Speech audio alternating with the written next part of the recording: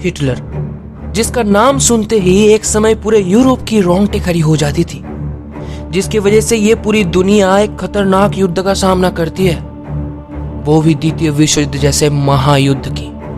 वही तनाशाह हिटलर उसकी अंतिम समयों में एक अंडरग्राउंड बंकर के अंदर आखिरी सांसें गिन रही थी।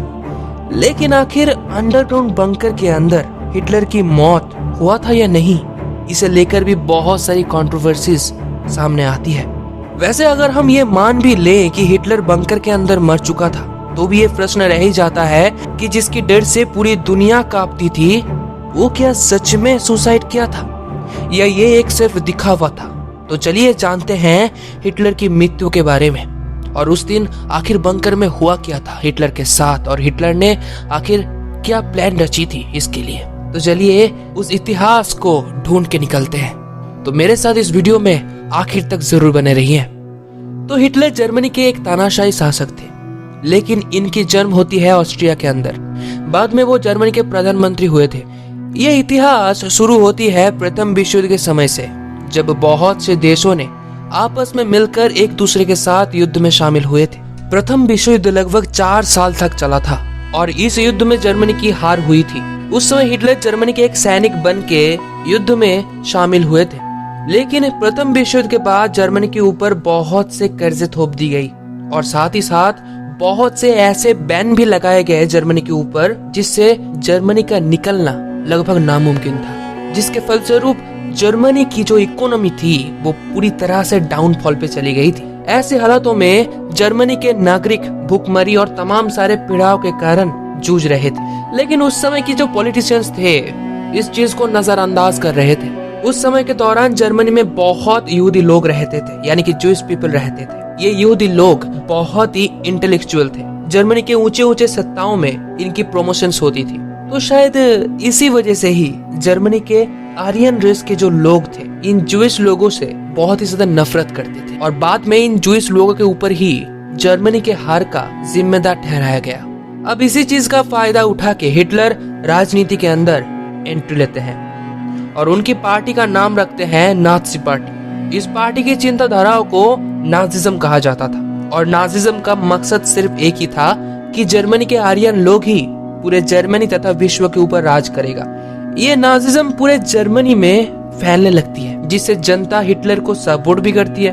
1933 में हिटलर जर्मनी के सत्ता में आते ही लगभग 1-2 साल के अंदर उनकी नाजी पार्टी तानाशाह बन जाती है। अब इनकी प्लान थी कि सारे यूरोप को और तमाम सारे देशों को कब्जा करके जर्मनी के शासन को और भी मजबूत करना। इसलिए 1939 में हिटलर पोलैंड पे अटैक करते हैं, जिससे कि द्वितीय विश्व युद्ध का शुरू माना जाता है। और धीरे धीरे बहुत सारे देश इस युद्ध में कूदते हैं और धीरे धीरे समय बीतता जाता है। युद्ध और भी ज्यादा घमासान होता जाता है। 1945 आते आते हिटलर की सेना डिसॉल्व होना शुरू हो जाता है। एलाइड फोर्सेस बर्लिन की तरफ आगे बढ़ते हैं। तब उस समय हिटलर बर्लिन में ही थे। इस एलाइड फोर्सेस से बचने के लिए हिटलर बर्लिन शहर के अंदर एक स्थान पर 50 फुट जमीन के अंदर एक बंकर बना के रखते हैं। सुरक्षित रहने के लिए हिटलर अपने जान पहचान लोगों को और अपनी गर्लफ्रेंड को लेकर इस बंकर में छुप जाते हैं। हिटलर सोचे थे कि कुछ ही दिनों में उनकी सेना यानी कि एक्सिस फोर्स बर्लिन से एलाइड फोर्सेस को खदेड़ देगी, लेकिन ऐसा नहीं होता है। रशियन सेना पूरी बर्लिन को अपने कब्जे में लेकर फुल तैयारी के साथ हिटलर को ढूंढने में लग जाती है। अब हिटलर के पास 2 ही रास्ता था, या तो वो एलाइड फोर्सेस के सामने सरेंडर कर दे या तो वो खुद सुसाइड कर दे। अगर वो सरेंडर करता तो रशियन सेना उसे बहुत ही बेरहमी से तड़पा के मौत देती। अब इसी वजह से हिटलर सरेंडर करने से ज्यादा सुसाइड करना बेहतर समझा।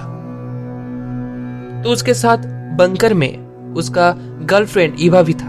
1945 के 29 अप्रैल को हिटलर उसकी गर्लफ्रेंड को प्रपोज करता है और वो दोनों शादी भी कर लेता है। और इस तरह बर्लिन में उस समय एलाइड फोर्सेस बॉम्ब बरसा रही थी। हिटलर और ईवा की शादी होने के बाद बंकर में एक छोटी सी पार्टी रखी जाती है। इसके बाद हिटलर अपने गार्ड को बुला के कहते हैं कि यदि कोई भी कारण से मेरी मौत हुई तो मौत के बाद डेड बॉडी को पूरी तरह से जला दिया जाए और साथ ही साथ घर के सारे कागजात और सामानों को भी जलाने के आदेश दिया हिटलर ने। ये सारे बातें खत्म करके अपने अलग अलग ऑफिसर्स को बुला के हिटलर पोटेशियम साइनाइड के बारे में जानते हैं। यही पोटेशियम साइनाइड जहर से वो पहले अपनी डॉग को यानी कुत्ते को खिला के मार देता है और बंकर के बाहर जो गार्डन थी वहां पे उसको दफना देता है।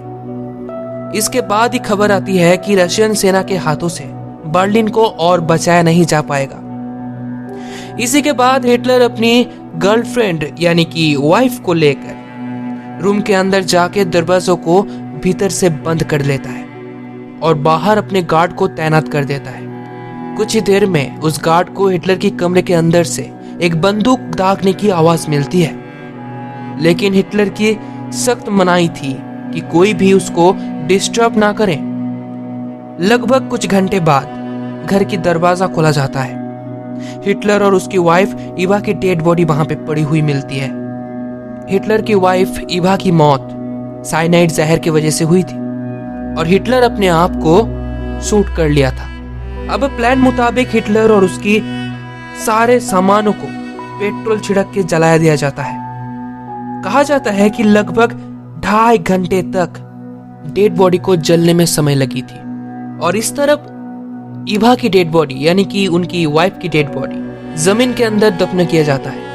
इस घटना के कुछ ही दिन बाद रशियन सेना उस बंकर को ढूंढ लेता है जहां पे हिटलर छुपा हुआ था, लेकिन हिटलर की सामानों का कोई भी सबूत शायद उनको नहीं मिल पाया। वैसे हिटलर को जहां जलाया गया था वहां पे रशियन सेना को एक दांत की सेट और कुछ ऐसी सामान मिली थी जिससे उन लोगों को यह पता चला था कि हिटलर उस दिन यानी कि 30 अप्रैल 1945 को मर चुका था।